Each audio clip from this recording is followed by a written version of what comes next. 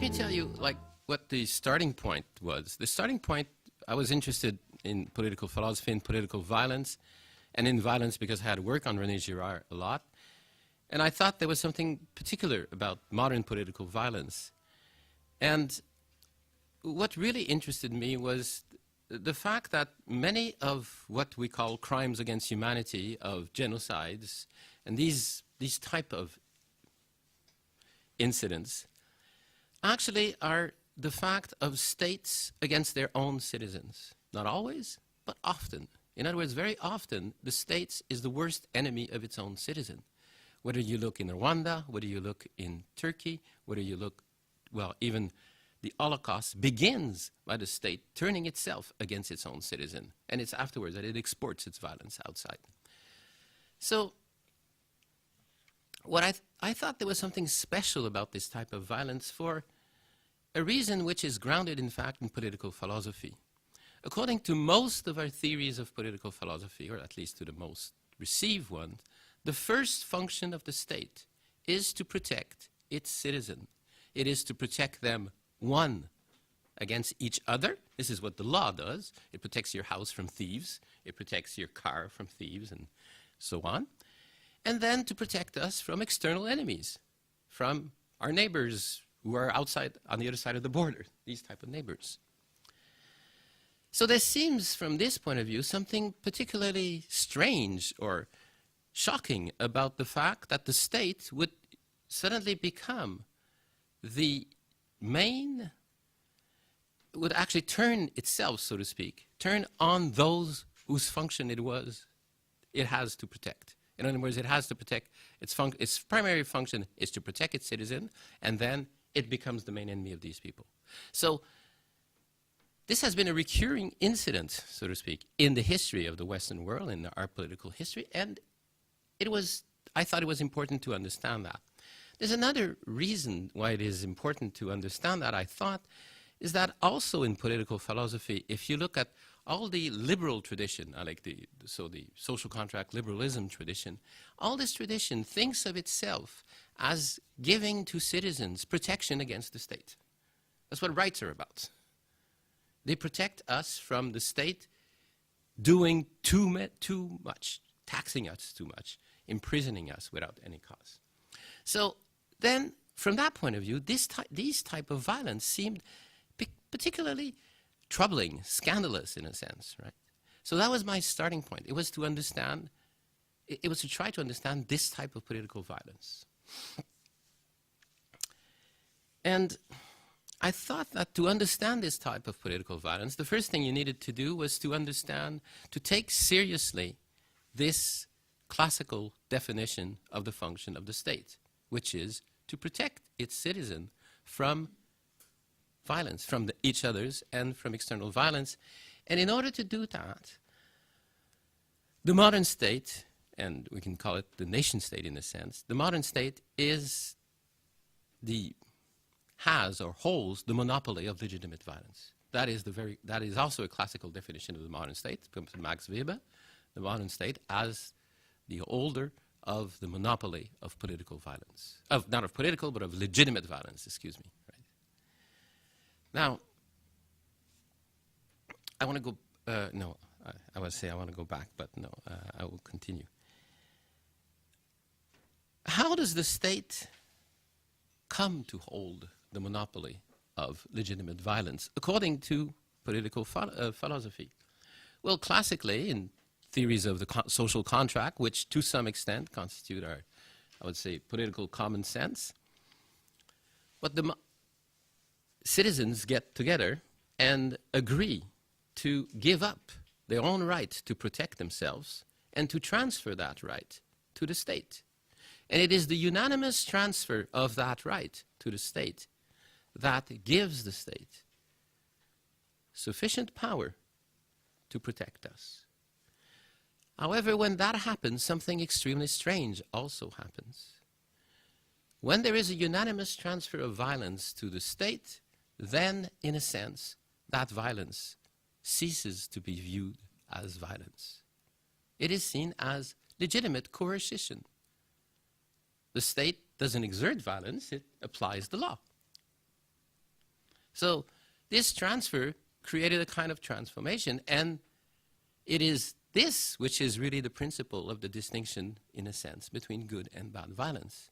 So to hold the monopoly of legitimate violence is actually to have a kind of very important moral authority.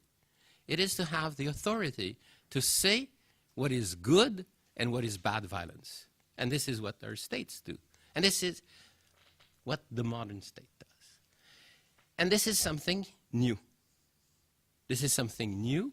This is something which appears pretty much which appears with the modern state. Not the ability, what appears with the modern state is not the ability to say the difference between good and bad violence. That always existed. What the modern state does is that it monopolizes this difference. In other words, it has the only one who has the ability, who has the ultimate ability to say that. In traditional society, the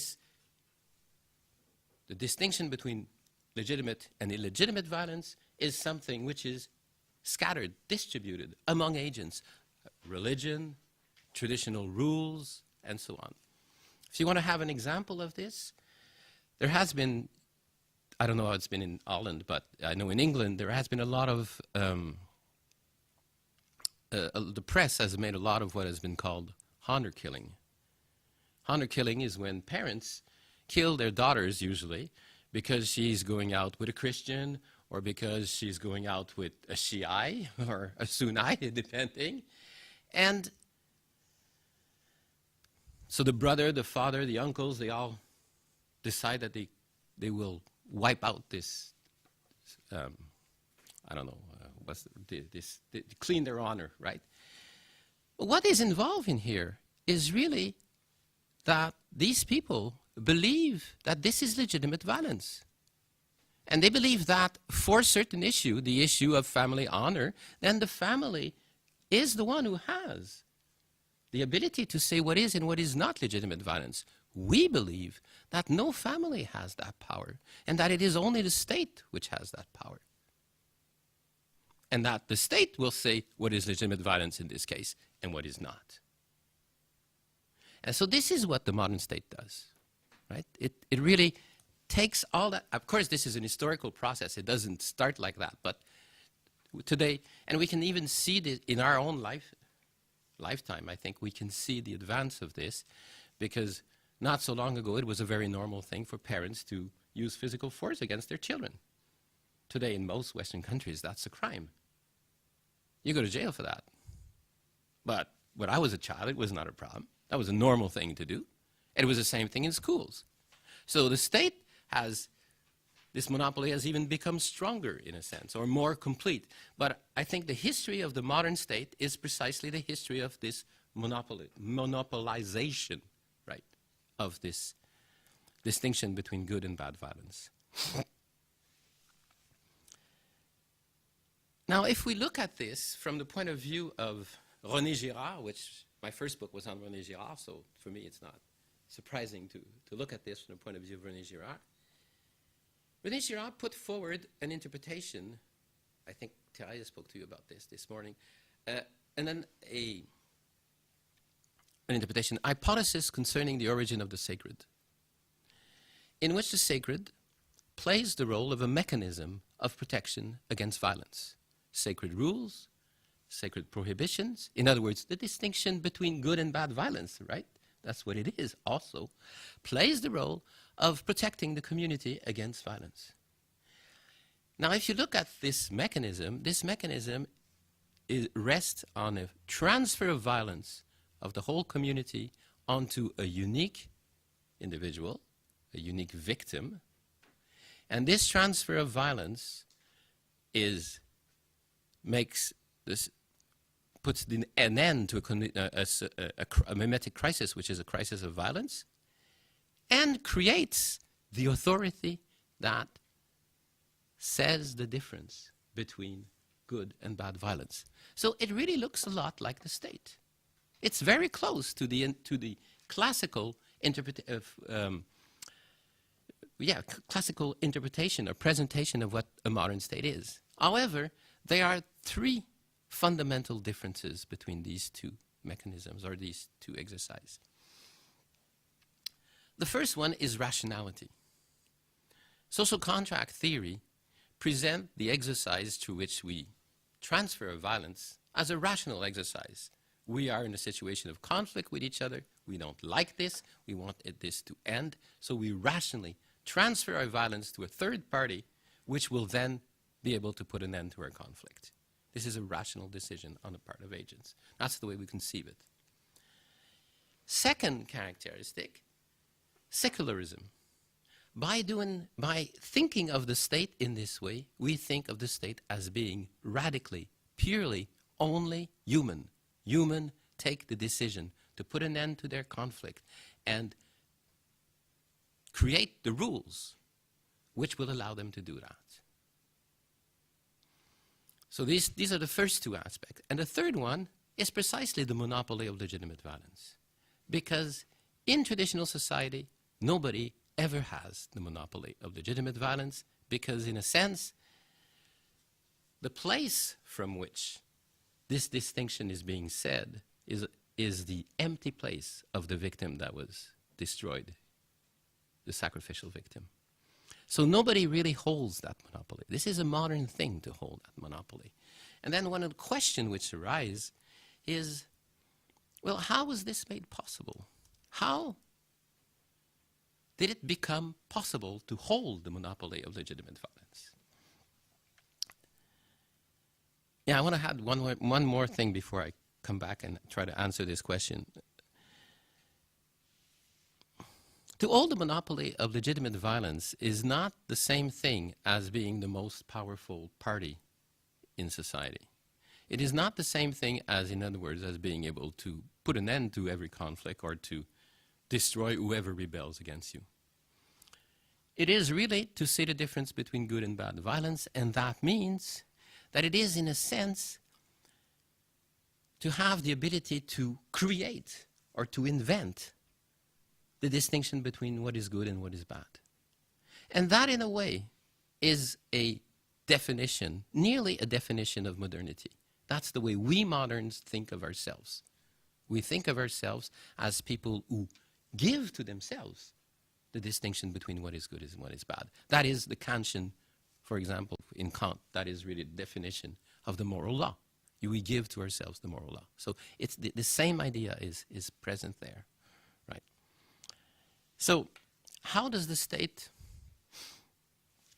how is it possible for somebody to gain the monopoly of legitimate violence?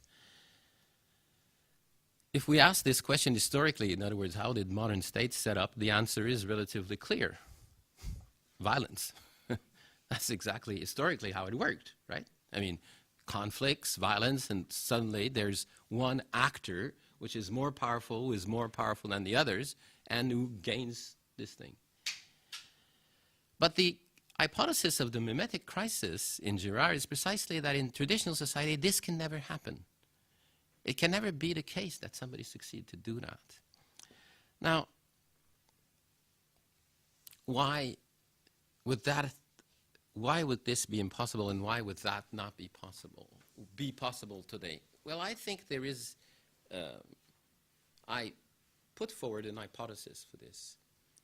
I think that what makes possible ultimately is what makes possible the rise of a political power which has a monopoly of legitimate violence is the progressive relinquishing of traditional obligations of solidarity, which are, these obligations are usually reciprocal. What I mean is that I owe something to certain people who in turn owe something to me. And classically or generally, these obligations follow a kind of kinship pattern. I say a kind of kinship pattern because these do not need to be real kinship. They can be kind of imagined kinship in the sense of, but we usually society represent them in terms of kinship, in terms of clan, in terms of tribes, which are kind of like extensions of kinship.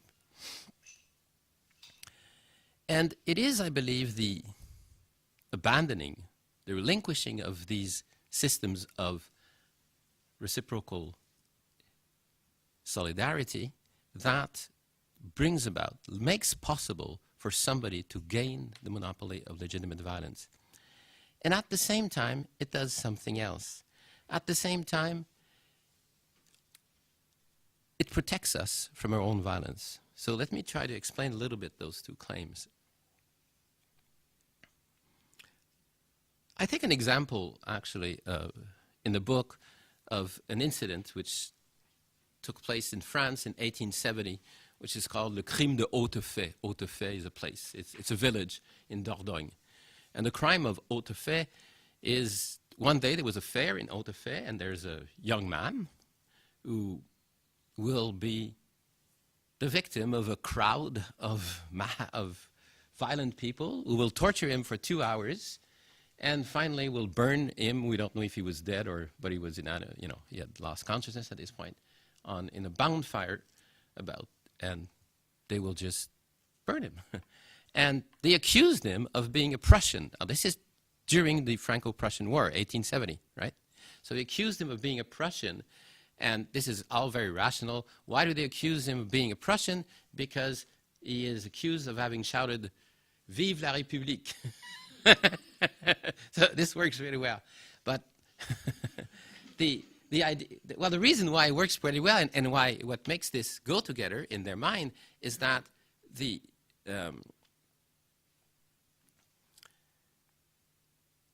war is against France, the empire of Louis Napoleon, and Germany and Prussia.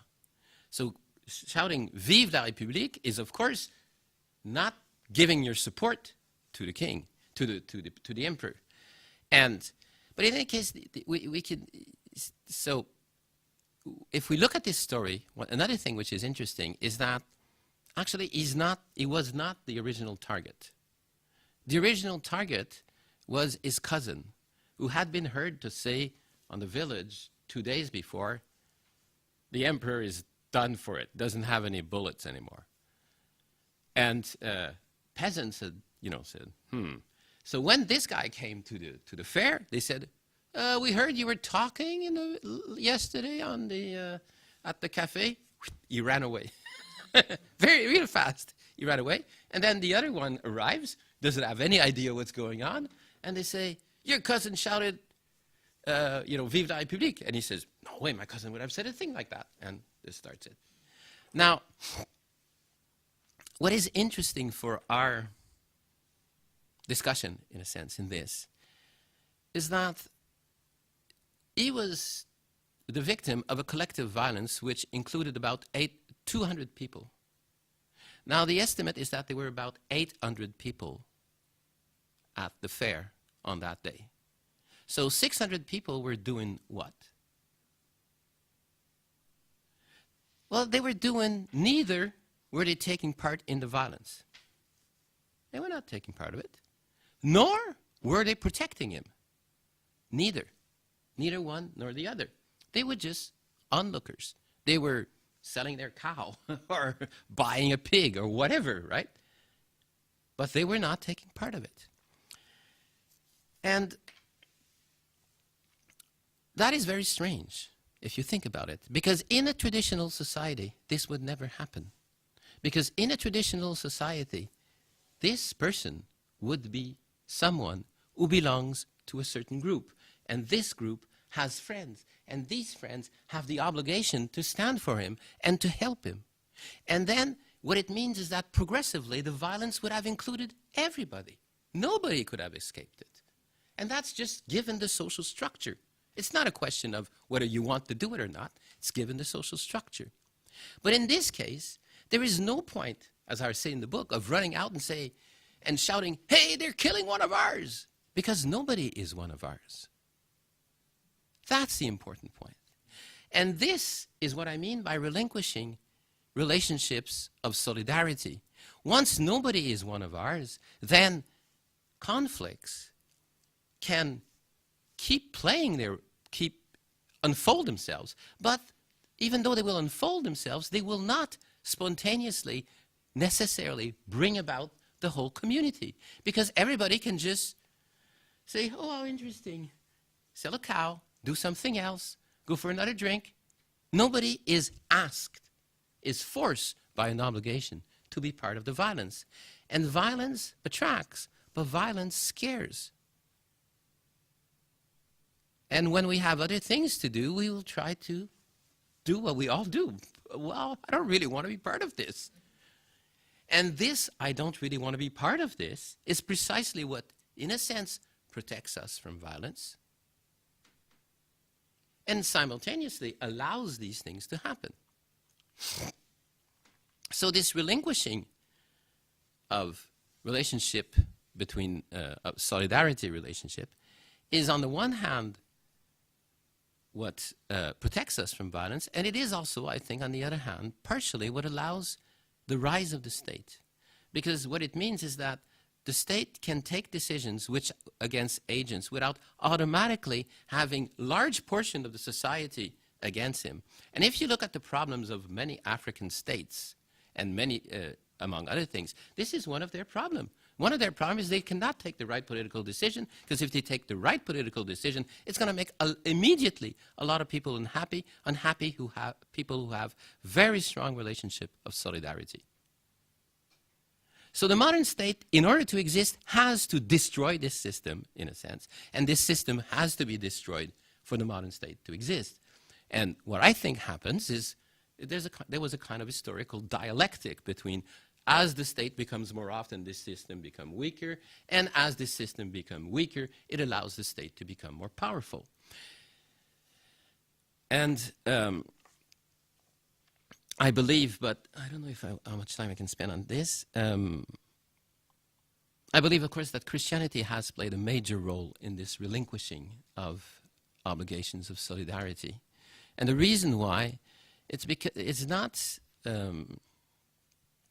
is essentially because it has given us role models which ask us to transgress our traditional obligations of solidarity, transgress to a certain extent, or rather to act in a way which is in excess from what these obligations of solidarity are, and which sometimes will conflict with them.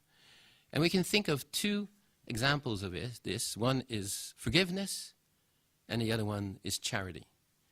Forgiveness, because what traditional obligations of solidarity mean, it means if you have attacked my brother, I must avenge him. If you have attacked anybody who belongs to my group, I must avenge them. I have a duty. It is a moral duty to avenge.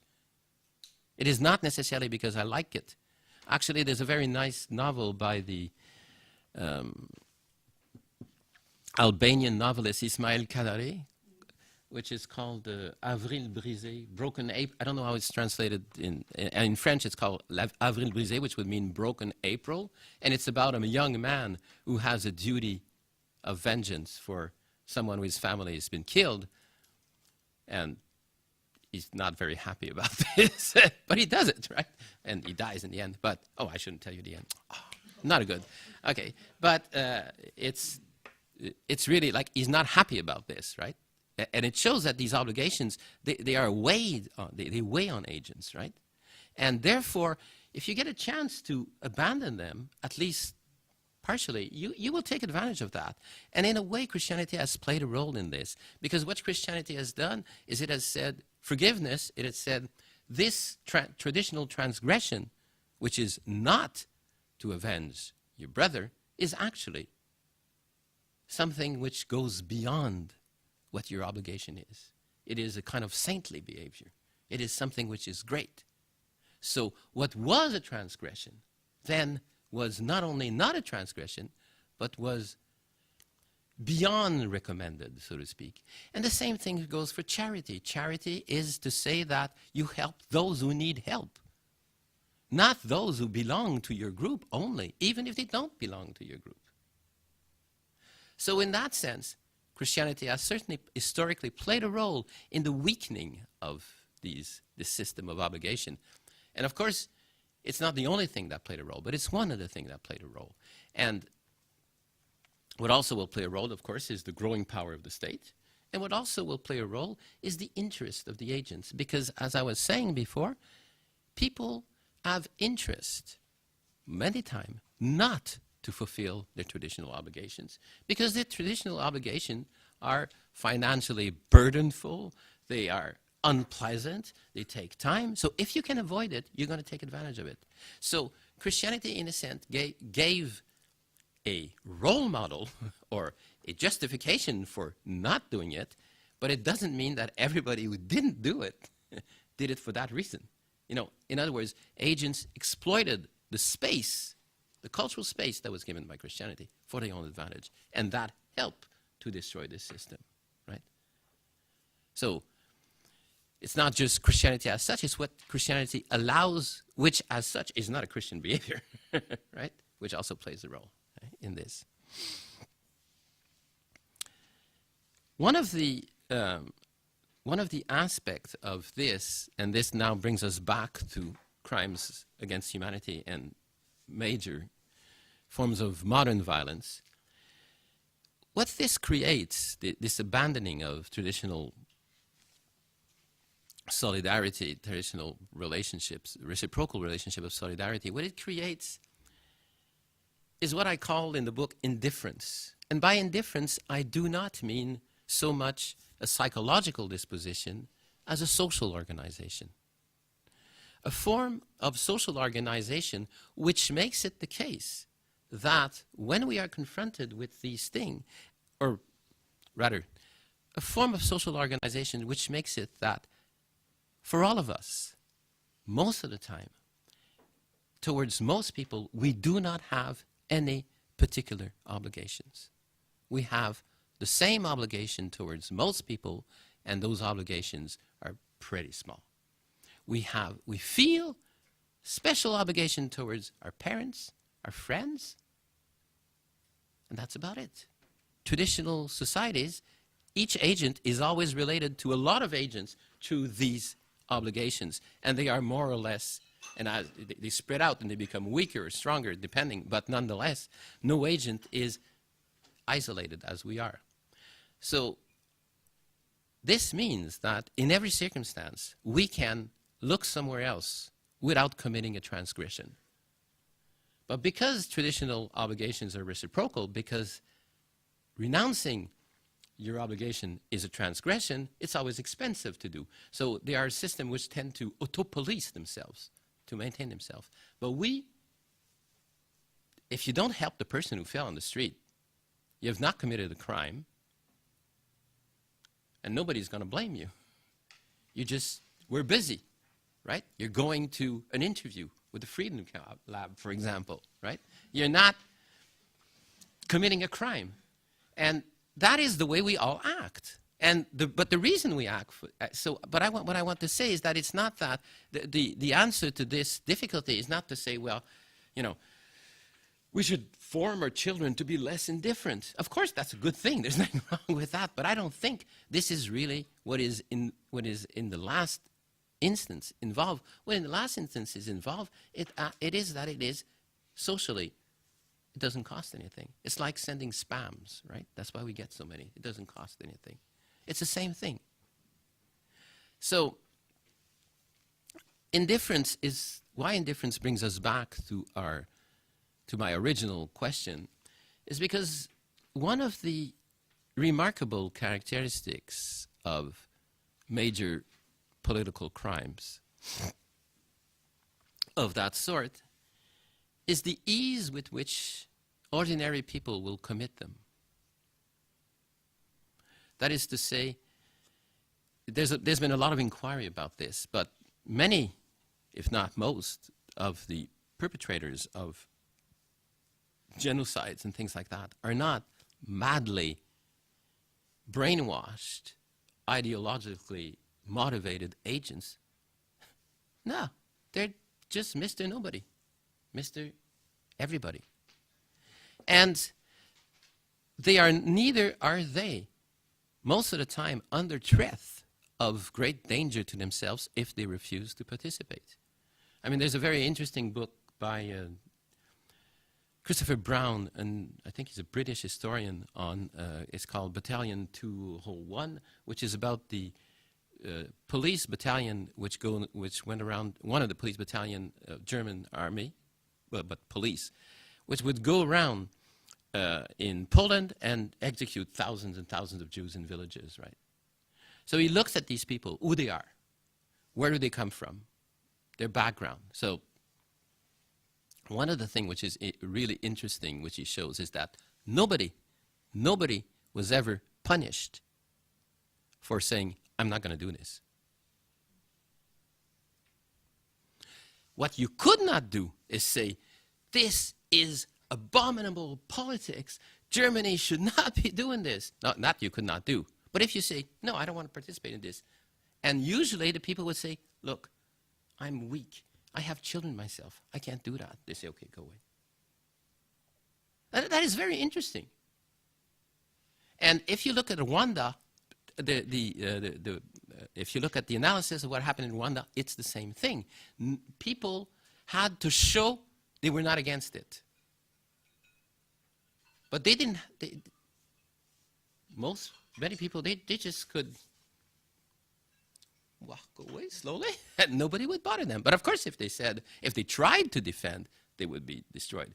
But to refuse to participate, it was not a danger. So this is a very interesting thing. And the other aspect of this, of course, is a kind of, well, indifference when it happens to others. It doesn't concern us. So that's why I think indifference plays a fundamental role in the possibility of this violence against these large-scale violence. Now, I will not be able to say everything, but I would like to come back and I would like to say two things. Well, one thing and then illustrate it partially. One of the questions which this inquiry raises is, what is political violence?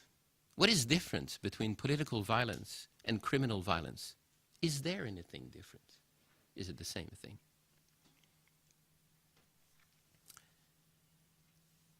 The idea of the social contract theory of the rise of the state, at least the way I try to analyze it, suggests that violence becomes legitimate when it is accepted by others. In other words, an act of violence becomes legitimate when, in a sense, other agents recognize themselves, transfer their violence on that action, recognize themselves in that action. So I think that we should not try to define political violence as violence done for political reason, violence done in view of a certain type of issue, but we should define political violence simply, is political any form of violence which becomes legitimate by the simple fact that it happened. In other words, a crime is a violence where nobody recognizes himself. This guy killed his neighbor, right? This is just a crime. Nobody thinks this is legitimate violence. But he killed a Jew. This is completely different. This is completely different. For a lot of people, this is, well, you know, this guy was looking for it. He was a Jew, right? So this is the difference between political violence and non-political violence. Essentially, it is the fact that some agents recognize themselves, so to speak, in this violence. And this recognition doesn't need to be extremely a complete recognition. You see, if you look at terrorist groups like traditional terrorist group, we can talk about modern terrorists afterwards. What I mean by traditional, like the IRA or the Red Army or the Prima Linea in Italy in the 70s. Now, a lot of people, especially on the left of the political spectrum, would think, well, they wouldn't do that, right? They didn't think that was a good thing. They wouldn't do that. They thought it was short-sighted politically, that it was doomed to failure. But at the same time, they thought they understood this. Right? They thought, yeah, I can understand why people would do that. Or they thought that, yeah, some kind of amnesty should be made for these people. In other words, this violence was not entirely the violence that it was if it had been committed as a crime of, you know, I shot this newspaperman on the knee because I wanted to have his wallet. But that's a crime.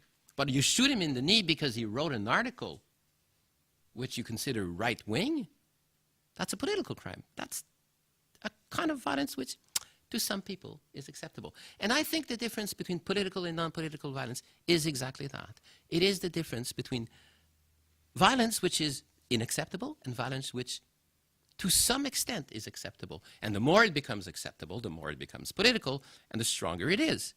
So one of the things which political violence does is that it is always a challenge to the state's monopoly of legitimate violence. It always is somebody who claims, I can say what is good and what is bad violence. This is what a terrorist does. This is what civil rebel group do. They say, our violence is legitimate. Not just the violence of the state, ours is also. Not just your distinction between good and bad violence is legitimate. Yours is not, actually. It's ours what is.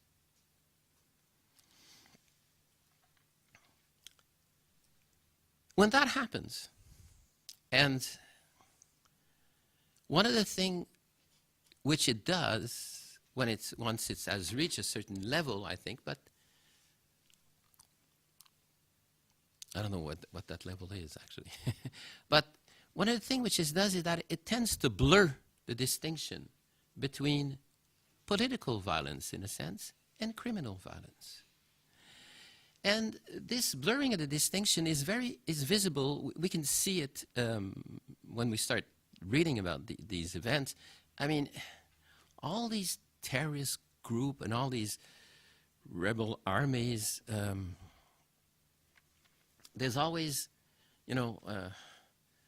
you killed this guy for political reason, but ultimately it was because you were jealous of him, you wanted to marry his wife, or something like that. There's always these type of things in it. And it's not an accident.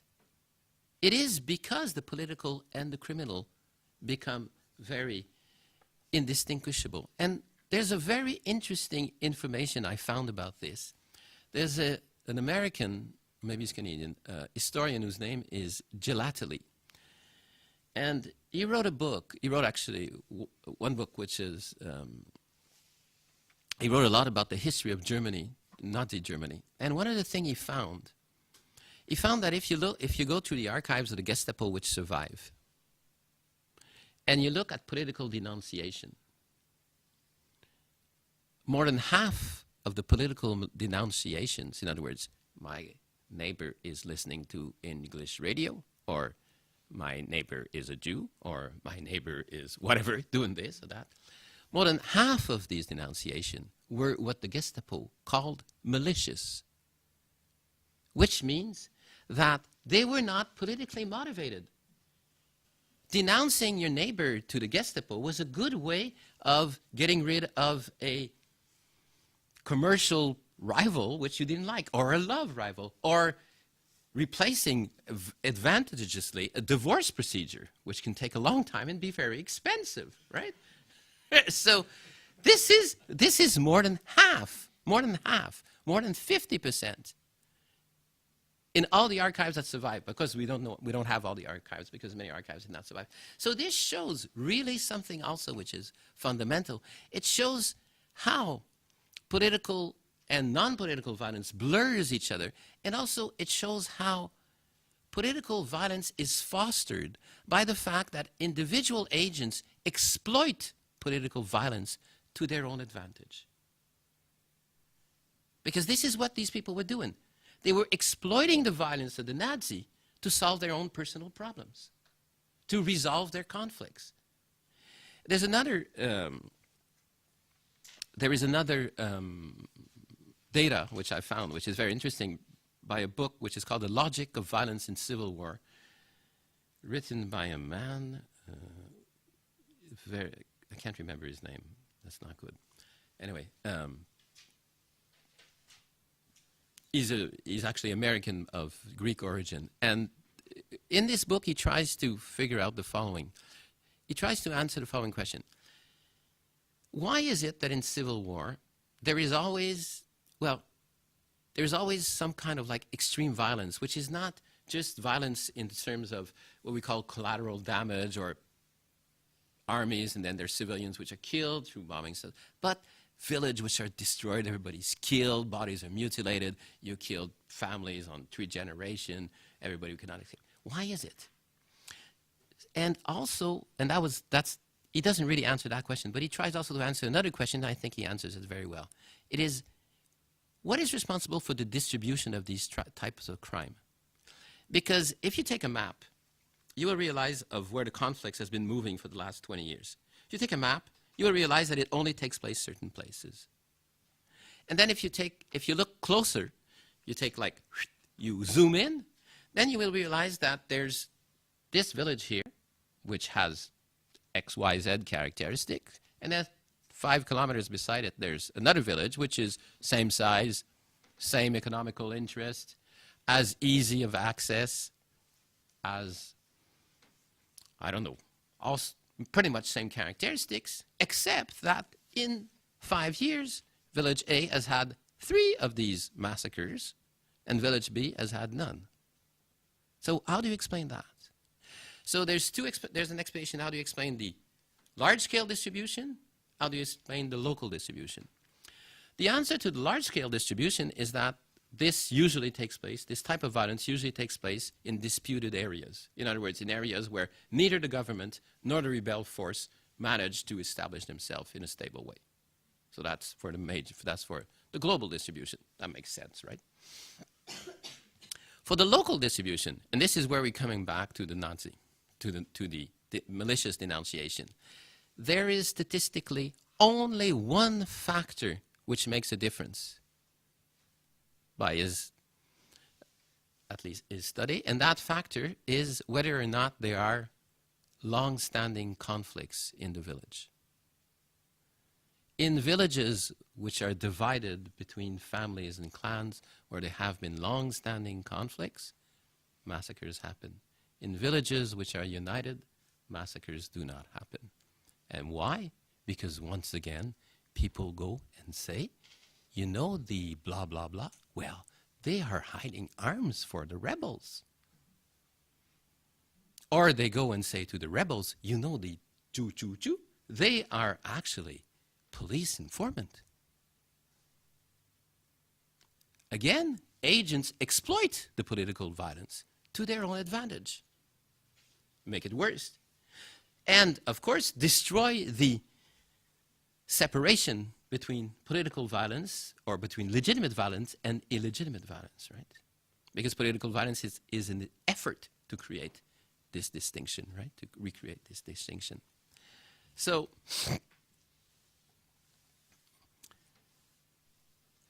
the modern state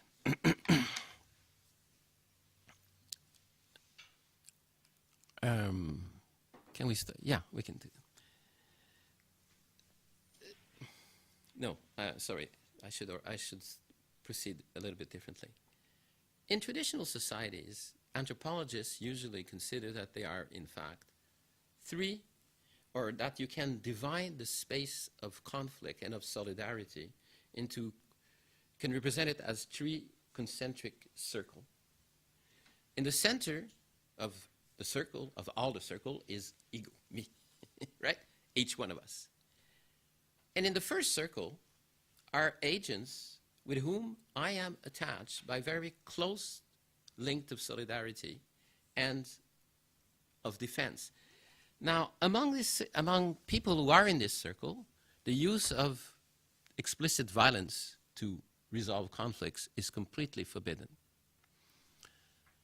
Unlimited solidarity is recommended. And among other things, like, you know, in Greek law, there's no theft between the family. So if your brother steals your car, he doesn't steal. It just does not happen. And in many traditional society, that's the way it is. Within a certain level of interrelation, of social relation between agents, then there's certain things which cannot be crime. Why? Because you give everything to your brother or to people who are of that level. Therefore, there's no transgression. It doesn't mean there's no transgression, but there's no official transgression, right? Outside, there's another circle where you can, which is usually called a circle of balanced reciprocity. In other words, if you give something to somebody, you expect something back. And if they give you if they commit an insult to you or to your clan, you ask for reparation. You ask them to, in some way, which is usually means the use of violence. But the use of violence there is limited, and it usually is ritualized in the sense that we don't go out and kill everybody. We just, you kill one, we'll kill one. The vendetta is the perfect example of that. The vendetta is not a runaway system of violence. It's a ritualized system of violence in which you kill one, we kill one. You kill one, okay, we kill one. And after a while, we come to a compromise. Okay, we've been killed 3 on both sides. Fine, we're going to stop here. How about getting married? Wouldn't you have a daughter? I have a son who's just in age. And that's the way the world works. In this system, violence is present, much more than in the first circle, but it is limited. There's rules about it. And then there's a third circle, and there, it's the circle which is usually called the circle of hostility, where unlimited violence is permitted, where violence doesn't have to be balanced. In other words, this is where are others which you can destroy, which you can enslave, which you can eat, others which are others, right? They're completely foreign. Now, there is a sense in which the modern state will try to,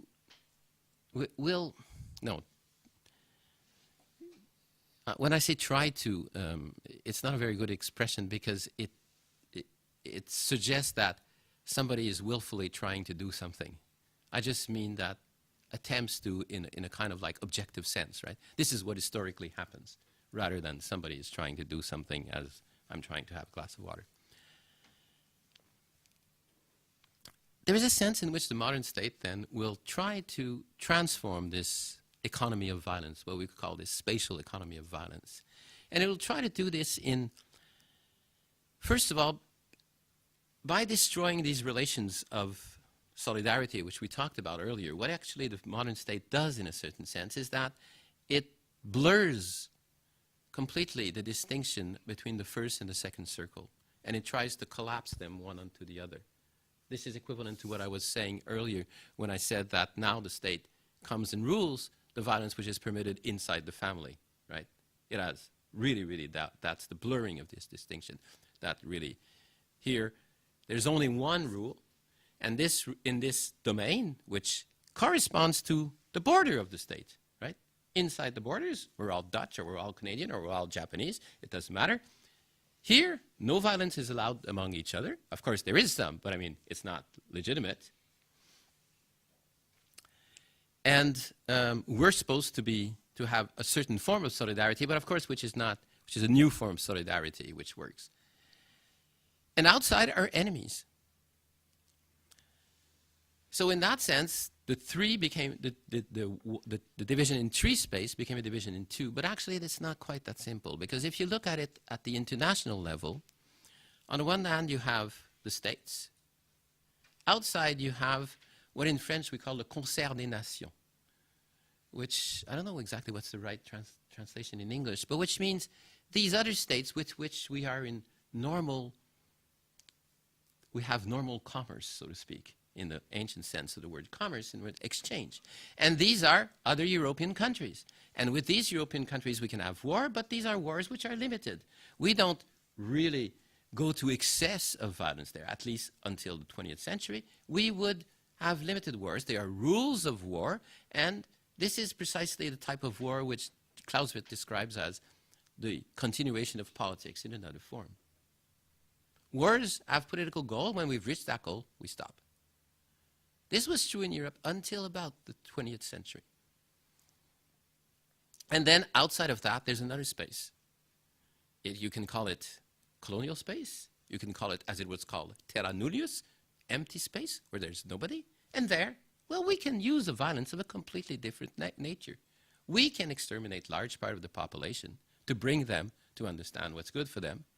We can, and even the wars we will have among ourselves will be of a different nature.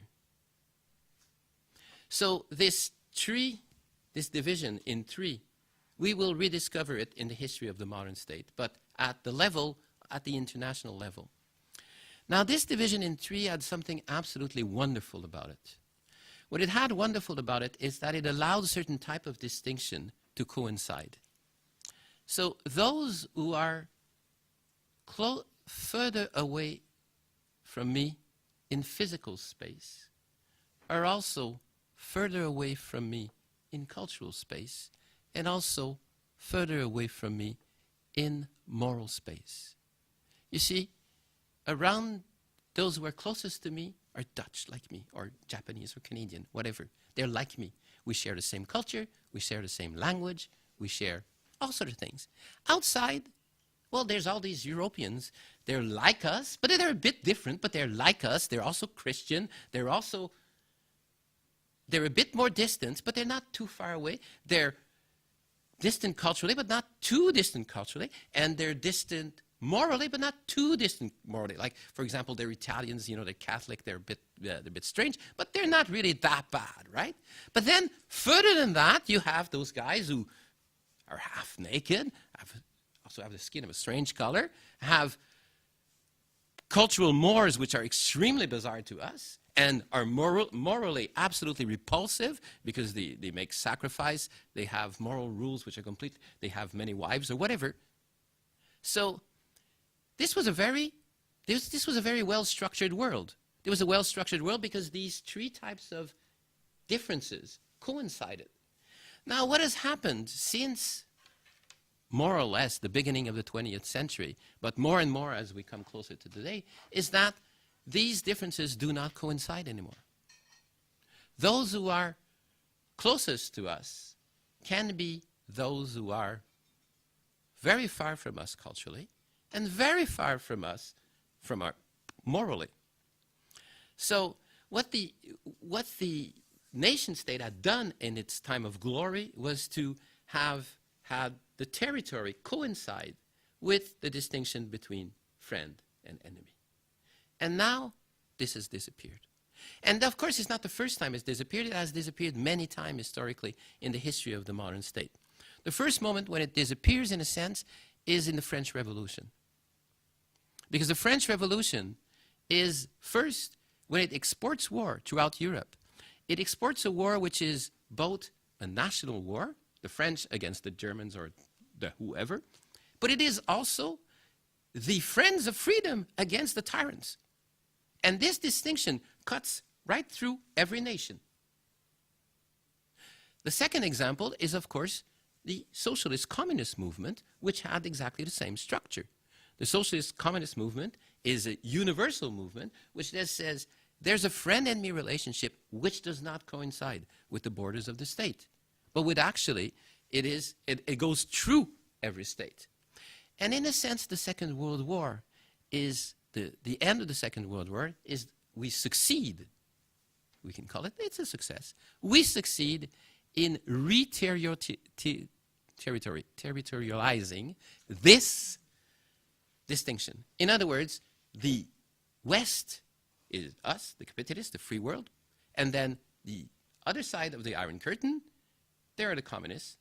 So what used to be a social distinction becomes a spatial distinction. And what we live today, since 1990, is the fact that this has disappeared. This is gone. My eldest son was born in 1990, and I remember saying, he will be born in a different world. Because I was born in a world which was split in half